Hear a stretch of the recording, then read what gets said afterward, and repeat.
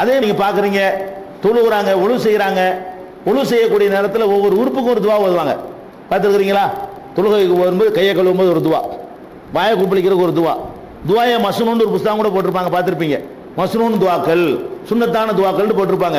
அதில் என்ன பண்ணுவாங்க, முகத்தை கழுவும் பொழுது அதுக்கு அந்த அர்த்தத்தில் இவங்களா ஜோடிச்சிருப்பாங்க. அல்லாஹ் என்னுடைய முகத்தை வெண்மையாக்கி வைப்பாயாக, அந்த மாதிரி அந்த கருத்து அதில் வரும். முகம்லாம் சேர்த்து அரபியில் ஒரு வாசகத்தை ஜோடிச்சு அப்படி ஒரு துவா ஓதுவாங்க. கைகளை இதுவரைக்கும் கழுவும் ஒரு துவா, இதுவரைக்கும் கழுவுறதுக்கு ஒரு துவா, மசகு செய்யறதுக்கு ஒரு துவா, இப்படி ஒவ்வொரு உறுப்புகளை கழுவுவதற்கும் ஒவ்வொரு துவாக்களை சொல்லக்கூடிய ஒரு செய்தி நீங்க பாக்குறீங்க. ஆனால் ஆதாரப்பூர்வமான ஹதீஸ்ல தேடி பார்த்தீங்கன்னா பிஸ்மில்லான்னு சொல்லிட்டு ஆரம்பிக்கணும், அவ்வளவுதான். முடிச்ச பிறகு அஷ்ஹது அல்லா இலாஹ இல்லல்லாஹ்ங்கிற அந்த துவா என்ன செய்யணும், ஓதணும். ஒவ்வொரு உறுப்புகளுக்கும் ஒரு துவா இருக்குதான்னா துவா கிடையாது. தலையை மசகு செய்யறதுக்கு ஒரு துவா, காதுக்கு ஒரு துவா, பல் துளக்குறதுக்கு ஒரு துவா, முட்டுக்கு முழங்கை வரைக்கும் கழுவுறதுக்கு ஒரு துவா, காலை கழுவுறதுக்கு துவான்னு இருக்கானா? இல்லை, அப்படி துவா இல்லை. அது அப்புறம் ஹதீஸ் இல்லை. ஆனால் அப்படி ஒரு ஹதீஸை நிறைய நூல்களில் பதிவு பண்ணி வச்சிருக்கிறாங்க.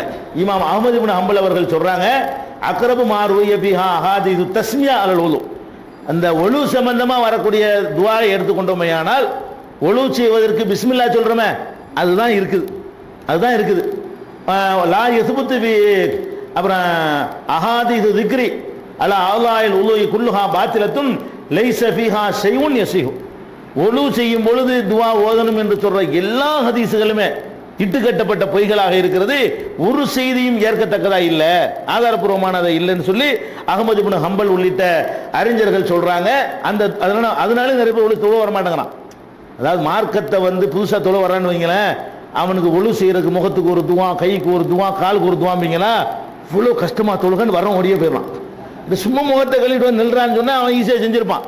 மார்க்கத்தில் சொல்லப்பட்டு இருந்தால் அதை வலியுறுத்தலாம். அல்லாஹ்வும் ஒரு ரசூலும் சொல்லாத ஒன்றை நம்மளா போட்டு சொல்லி ஒழு செய்யறதுக்கே ஒரு 2 மாசம் ட்ரைனிங் எடுக்கணும் போல இருக்க. அவன் நினைப்பான், புதுசாக ஒருத்தன் வர்றான்னு வைங்களேன், நீ கையை கழுவும் இதை ஓது, வாய் குப்பிளுக்கும் இதை ஓது, முகத்தை கழுவும் அதை ஓதுன்னு சொல்லி கொடுத்தேன்னு வைங்க, என்ன நினைப்பான், ஒழு செய்யறது கத்துக்கிறதுக்கு ஒரு 3 மாசம் ஆகுச்சுன்னா தொழுகை கத்துக்கிறதுக்கு 6 மாசம் ஆகும், இது சரிப்பட்டு வருமா, பேசாம தொழாம இருந்துட்டு போயிருவோம். அது மூஞ்சிகள் பிஸ்மில்லா சொல்லி நில்றாண்டா என்ன செய்வான், எவ்வளவு தொழுகையாளி அதிகமாக இருப்பிடுவான். மார்க்கம் எவ்வளவு லேசான்னு நினைச்சுக்கிடுவான். லேசான ஒரு மார்க்கம் தான் இது. ஒழு செய்யறதுக்கு பயங்காட்டி அவனை வரவிடாம ஆக்கி கஷ்டப்படுத்தி வச்சிருக்கிறாங்க. இது மாதிரியான செய்திகள் எல்லாம் இருக்கிறத பார்க்கிறோம். இது